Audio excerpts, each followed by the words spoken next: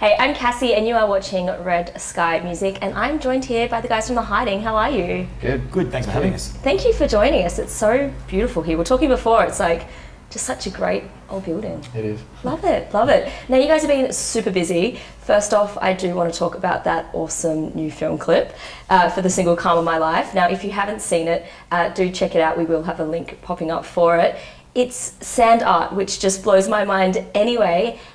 Tell me how it all came about. Yeah, I didn't know too much about it, but when I was writing the song Calm of My Life, and it was all about bonfires and beaches and stuff, I wanted something, because the lyrics were very honest, I wanted something that didn't really hide behind any digital effects, and I just was looking up different types of art, because I was going to originally get drawings or something like that, and I'd done that on a previous clip, and then I found sand art, and then this guy from Florence, replied back, and he loved the song, and he was happy to work with it, and it was because there was a lot of objects in it. He was happy he could actually, put it together quite well, and it was pretty exciting. Like, it was a big risk. I didn't know whether this guy was for real or not. Yeah. Communicating with him on Facebook, but he did a great job. He's very, very supportive of the music, and really good. That's incredible. Yeah. So you connected with him via the internet. You literally just YouTube saw it had a heap of hits, and saw that he had like a whole business around what he was doing and lecturing and all that stuff. So I just contacted him. He replied within an hour and said, I can have it done in 3 weeks, and away it went. How incredible. Yeah, and it is beautiful, and it really does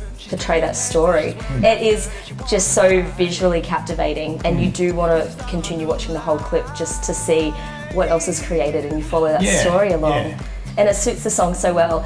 So when it does come to that creative side of things, it all comes from you, and it's all inspired by the songwriting? Yeah, pretty much. So like we've done, like Ryan, the bass player, who's not here today, he's done some as well. Like, he'll write a song, and we almost give the creativity to that person if they want to like take it to a certain journey, like they're attached to it. Yeah. But in this case, it was a whole new style of music that we've been playing, a little bit of an acoustic folk with an electronic dance music sort of percussive vibe to it. And we just wanted something totally different than we'd done, like the video clip. So he just left that for me to run the reins on that, and it's been good. Yeah, I'm glad I've done it. I don't think anyone else has done it. I haven't seen too many video clips with it, so I thought it was quite unique and to us. So I was enjoying that as well.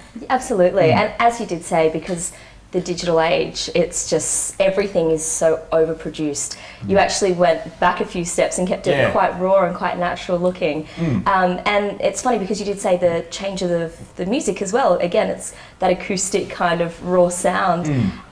Is that, I think, the oversaturation of all of the production and that's inspired you to go down that direction? Yeah, I think the reason why I wanted to go sort of organic with the acoustic but also electronic with the way we're playing was when we toured New York a few times and overseas, it just got logistically so expensive to hire a keyboard. They give you this massive case, and the drum kit, they give you like all these row cases. You don't just get like a snare that you need, you get the whole thing, and you get this massive row case. You have to hire cars and bigger taxis, and it logistically got really expensive, and then we're also restricted to the quality of the instruments we're hiring. So we wanted to actually bring it back to an acoustic element, which was how we started the band, and also just have an electronic element that can fit in a laptop.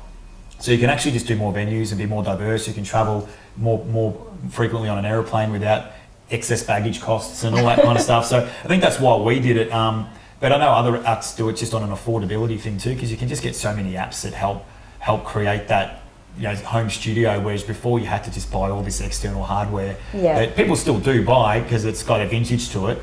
But now you can do a lot of that demo process at home. It makes it more affordable to go down that path as well. Yeah, absolutely. And is that what you guys do creatively? Like, do you really you've got a home studio and you jam and you really try out the music before you take it? Typically, I am the singer of The Hiding, but when I was writing this song and I was doing the production, I'd been working with Stewart. He's actually also my singing teacher. So I just thought, what's going to best represent the song? And it was his voice that I thought would capture it better than mine, because I'm playing this percussive vibe. It was actually hard to play and sing it at the same time with the vibe that I wanted, or have the lyrics play different to the rhythm I was singing. So I actually thought I wrote it a certain way and then got him to sing it. And then that was just a different step. And I thought, why don't we have a live crew and a band and a sort of production crew, and take the band through different directions and not being restricted by our own sort of voices or talents. Absolutely. And it worked out to be really good. Yeah. Yeah, and I mean that would be quite hard mentally to actually open your mind up to accept those ideas as well. And let go. Yeah, absolutely, because you kind of have your positions and your format. So, I mean, the single is great, and it has got that really nice organic sound to it, and it's got quite a unique sound as well, because as you said, you've got those electronic vibes. So because it is such a popular genre, that whole folk acoustic, but then also electronic, have you found that that's really opened up your fan base because of that new direction? I think so, definitely. And it's got more people external to the hiding interested, like on a remix level or even a gigging level. Like a few people have said, because there's so much electronic out there, you're not finding an act that necessarily suits. You can all sort of suit in a different way. Yeah. So it's opened more gigging opportunities as well, which is good.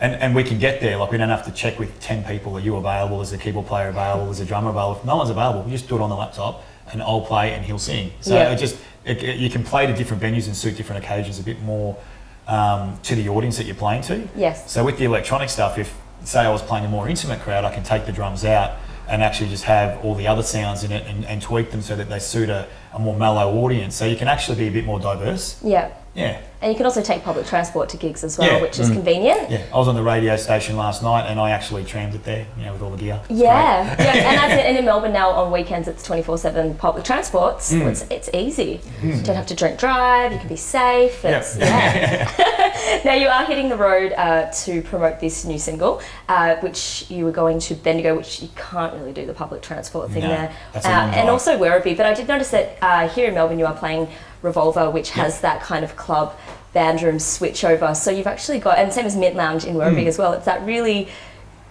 perfect for the sound right now. So do you notice that the live audience, you do have that mix of band crowd and kind of the club crowd? Yeah, it's starting to change. Like our our band crowd that do come to the shows actually are preferring this element just because they've seen one way for so long. Yeah. They're actually going, oh look, this is great. Like I love this element, or I love this element. I can run to this track now, or I can train to this track now. So they're finding other ways to appreciate the music. So you're helping people get fit. Yeah. Well, Ryan, the bass player, is a PT by trade, so. Yeah, he enters comps and all that, so he gives a lot of tips. So he's like signs up a new client, and here's your new workout CD. Twice a day. Yes. But you have to stream it so that way our listens go up on Spotify. Good work. Yeah. I like it. There's a lot of thinking and a lot of connecting within your worlds here. I like it. He hasn't used it yet in a comp, but I'm hopeful. Absolutely.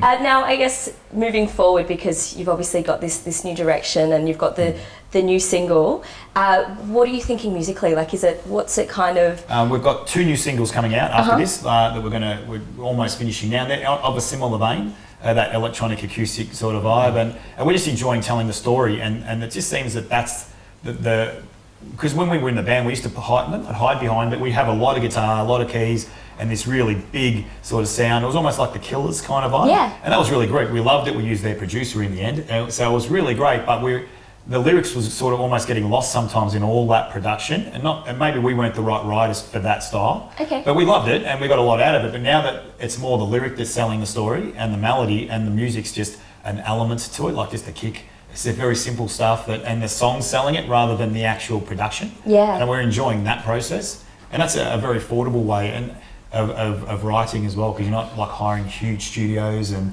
that type of thing. And that's what Ryan, our producer, Ryan Ritchie, said to sort of do. Like when we showed him I had all these extra bits because I'm in a habit of filling space. Yes. And then he goes, no, take that out, take that out, take that out. And it was just basically the guitar again. I'm like, yeah, you guys, you don't need it. That kind of thing. And then that's how we've started writing again. Excellent. And I guess like that film clip as well, where you've got this amazing art form which is just so simple. It's using this one medium, which is sand and a table and some hands. That's excellent. I still don't know how he does it when he wipes it, and it's just a new canvas, and he just does his thing, and there's like a body there, and I'm like, okay. Yeah, you see this one line, and then it becomes a face, and you just go, what? It's mind blowing. It's like, I can't even understand people sometimes. It's done so quick too, and just flawless. I tried to do it in slow motion to see what he was doing, but no, it's too far away. Oh, you don't want to ruin the magic as well. Excellent. Well, we are going to hear a song from you guys as well, so we will let you guys set up. But thanks so much for the chat. It's been awesome, and I'm so excited for the new singles too. Thanks for having us. Excellent. Thank you.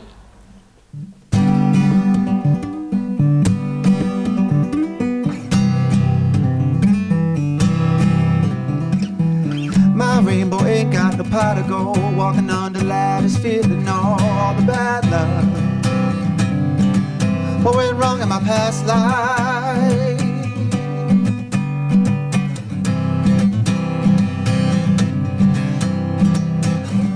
throw her soul over the back of my shirt. She's turning heads while she's wearing that skirt. She walks by. It's all part of my new life.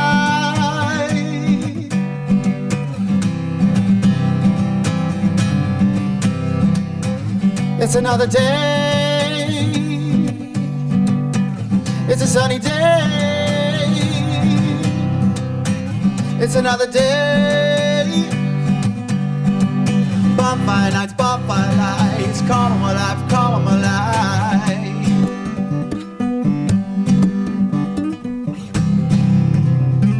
Come on my life, come on my life.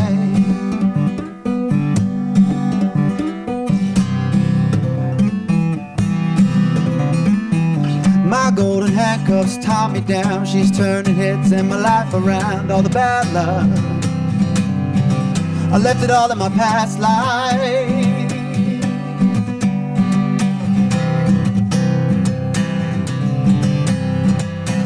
My rainbow now has a pot of gold. I'm giving it up to see her laughing. All the bad love, it's not part of my new life.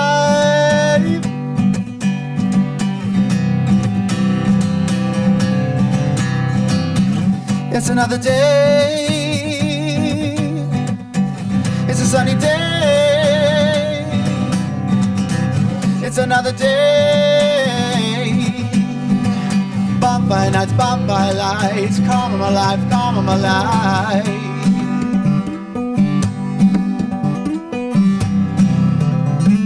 Come on my life, come on my life.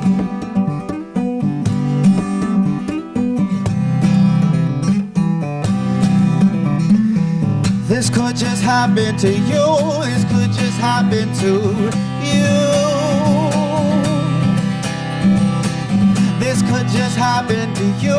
This could just happen to you, babe. It's another day. It's a sunny day. It's another day.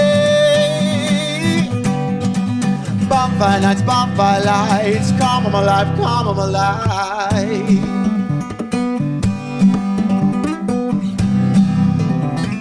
Come on my life, come on my life.